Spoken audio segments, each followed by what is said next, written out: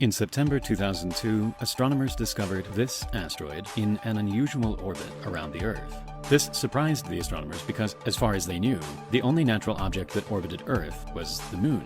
And so this strange object couldn't be an asteroid. It had to be something that was made by us. As it turned out, this was in fact the Saturn V third stage, which launched the Apollo 12 astronauts to the Moon. This rocket left Earth in 1969 and went on a crazy journey, unknown to everyone, before returning to Earth 30 years later. But what happened to this rocket? And why did it end up on such a weird journey? The Saturn V rocket had 3 stages. The first stage burned for about 2.5 minutes and got them to an altitude of 61 kilometers. From there, the second stage would burn for around 6 minutes, taking them higher and faster. It was then up to the third and final stage to do a short burn and get the spacecraft into orbit. Once it was in a stable orbit, the third stage would be fired up again to perform the translunar injection burn, sending the rocket and crew on a trajectory to intersect the Moon. Once the Apollo crew were safely on their way to the Moon, the third stage would separate and NASA would try to discard it. On previous Apollo missions, they aimed to place it into an orbit around the Sun, where it would remain for thousands of years.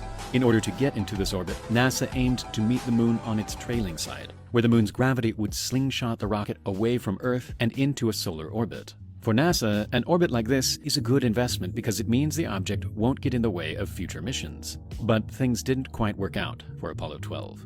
In order to get rid of Apollo 12's third stage, NASA had to set it on a path to meet the Moon around here.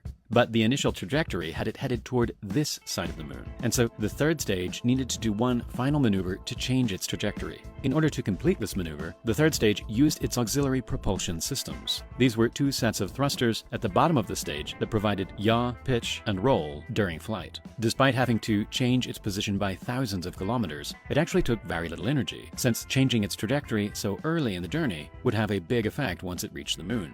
At the time of separation, the third stage was traveling at around 20,000 kilometers an hour. In order to change its trajectory, it had to slow down by about 140 kilometers an hour. This would delay its approach to the Moon, making it arrive at the opposite side. NASA completed the maneuver, but, unknown to them, it didn't go to plan. The entire Saturn V rocket was controlled by the instrument unit, located above the third stage. This had its own internal guidance unit on board, which was used to plot the rocket's trajectory. It also had 2 C-band transponders, which would send signals back to ground stations on Earth, giving NASA more accurate trajectory data. Once the rocket was safely in orbit, NASA could compare this data with the rocket's own data and see if it was following the desired flight path. If anything was off, they could send a command up to the rocket to correct it.